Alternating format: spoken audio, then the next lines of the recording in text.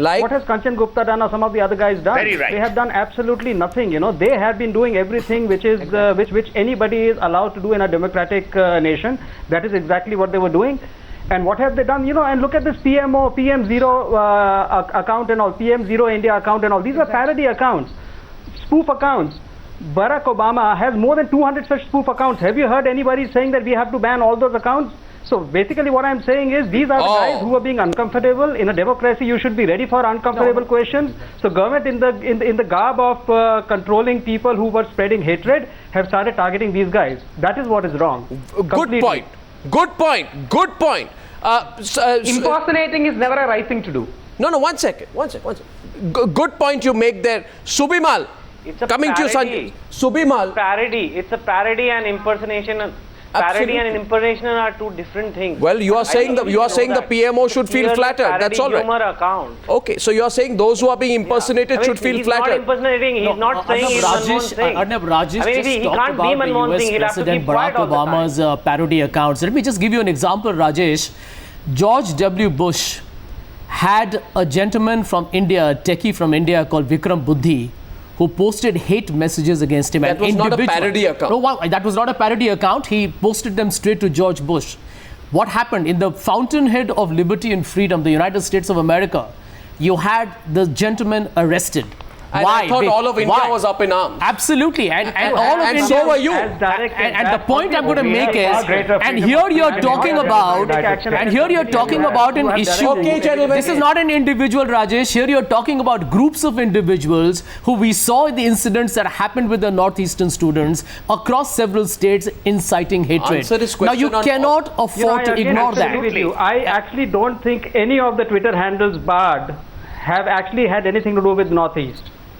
Well, I can tell you, I think that must be your own source of information. But I would like to add another point, Arnab, to what I think Chetan mentioned about blaming the government. I think it's about time we stop getting cynical about everything that the government does. Why? Unless Chetan has an intention to, some sinister motive to plant a bomb and blow some part of the city, there's no way that he's going to get arrested by the government. No, the point I'm going to make is that the government has a responsibility towards 1.2 billion people, and not everybody has access to telephones. Not everybody has access to basic services. And we all recognize that in India, rumor mongering can become a very dangerous method of circulating. My question, I have a layman. I have a layman question. I have a layman question, and pardon me if I get something wrong. I'm not on Twitter. Sure.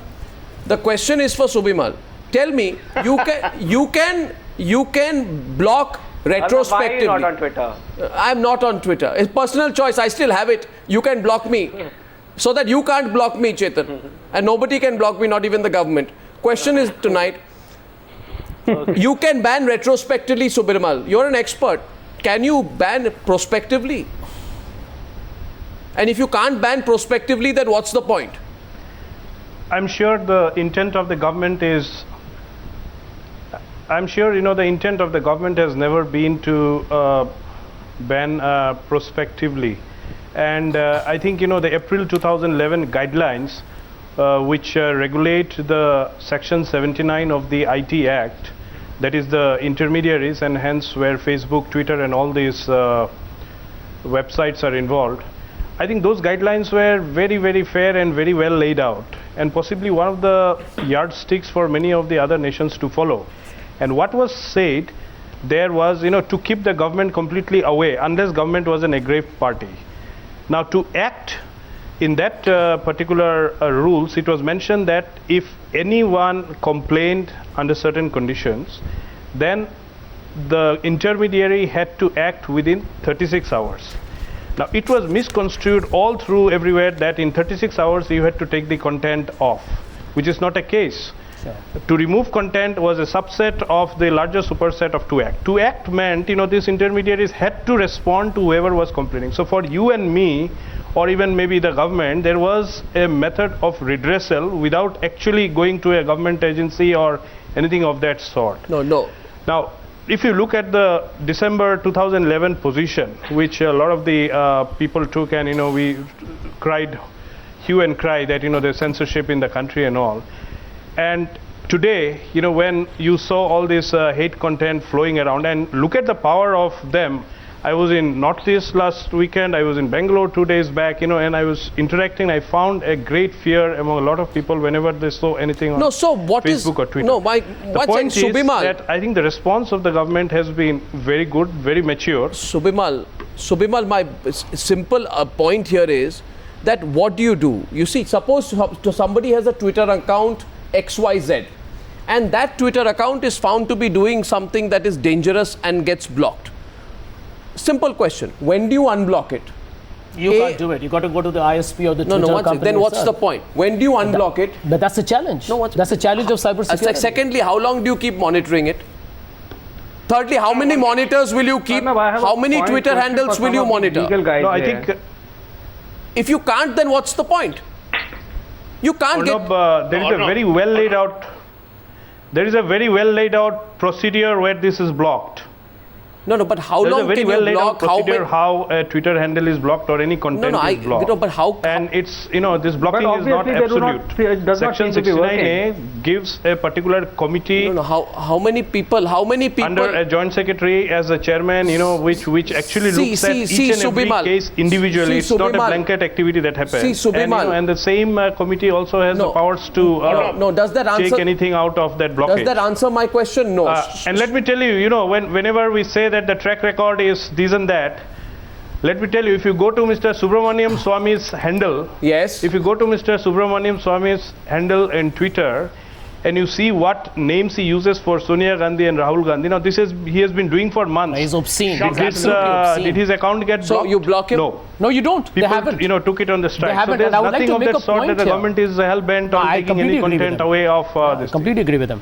He uses obscene terms against very popular national leaders, and he gets away with it with blue murder. The government hasn't stopped him at all. I can tell you, Arnav, we all know it. We all know it as part of media to a great extent. The UPA government has received constant criticism, sometimes justified, many times not. I don't think there's been any effort on the part of the government to clamp freedom of expression or to clamp on the media at all. So at this point, this is about national security. One second. This is about national security. Who decides the rules on Twitter? Twitter or the government of India? 1 second. Sohail Seth wanted to come in. I want to make one point. 1 second. I want to get Sohail Seth in because he's in Goa and he's been wanting to come in for some time. Aryaman Sundaram, after that I'm coming back to you.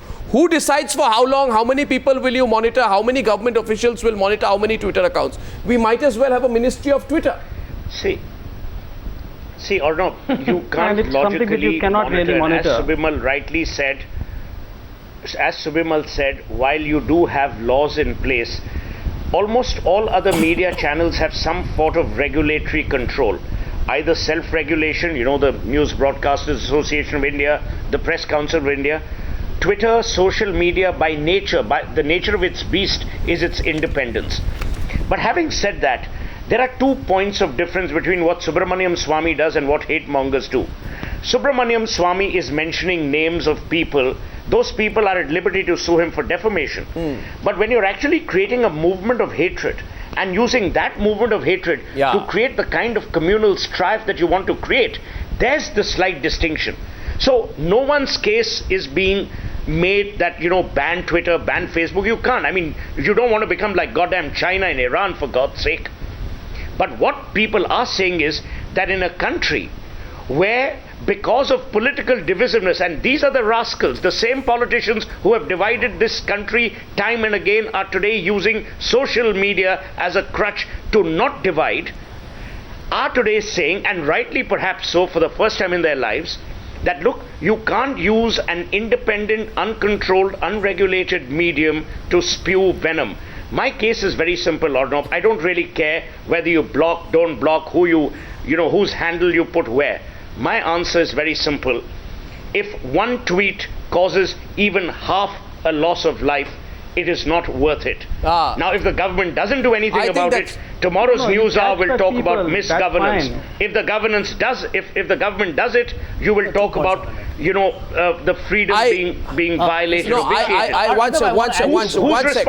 second. Anything that happens, I want responses. I want to first ask you, Chetan Bhagat, whether you feel with that argument, Sohail Seth has effectively neutralized your first point. He's made a clear differentiation between hurting individuals and hurting society. Chetan? Listen, I mean, nobody wants people getting hurt, and there are hate mongers, and But please also realize that Twitter is also a very positive space. Millions of young Indians follow their role models on Twitter. They get that. Listen to me, just let me finish. And you know, there is a spam reporting mechanism on Twitter. If somebody is doing that, people can report him for spam. Many accounts get killed like that. Do we need a government Babu doing that? And how will he decide? And what is his tolerance level? Is it going to be based on his But there is a law. Those are the issues, and nobody here. No, I'm just, follow the law then. No, there is a law. There is a law. There is a law. The law is the Income Tax Amendment Act. So that 66A. There's a punishment for sending offensive messages through a communication device. I have a law. I'll read out the law today. No, Arnab. Let me just finish. No.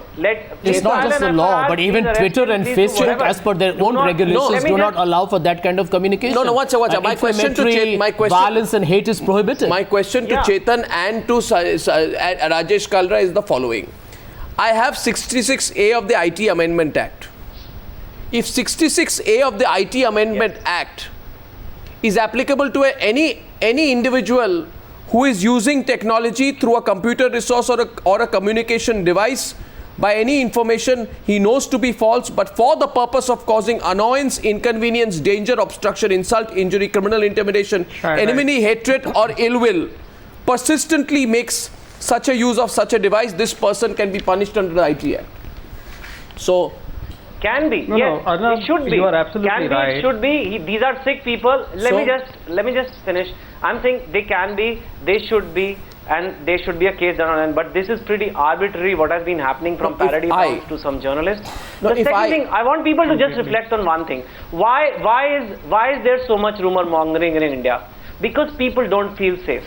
The state has not given people enough security. Today, if you say Muslims are coming to kill you, Hindus are coming to kill you, a lot of people get affected by it. And that is because... That doesn't give Mr. Bhagat, let me tell you, you talked about role models. You talked about role models. Let me tell you, the majority number of quitters are celebrities because they have been abused, they have been maligned, they have all started with what they call is a new breed of Twitter quitters. That's what's happened to a lot of people. We're getting no, 1 minute. But I want to add 2 points here. We need. This is germane to the discussion. This is a reality. Facebook, Twitter, YouTube, LinkedIn, whatever you made, but take the first 3. These are all 5 to 6 year old companies. I believe social networking is a new monster. No, I believe tonight no government in the world has yet been managed to find a rational answer. Aryaman Sundaram is first responding to Chetan Bhagat. Yes, Aryaman Sundaram, go on. Arnab, I think somewhere along the way we are losing the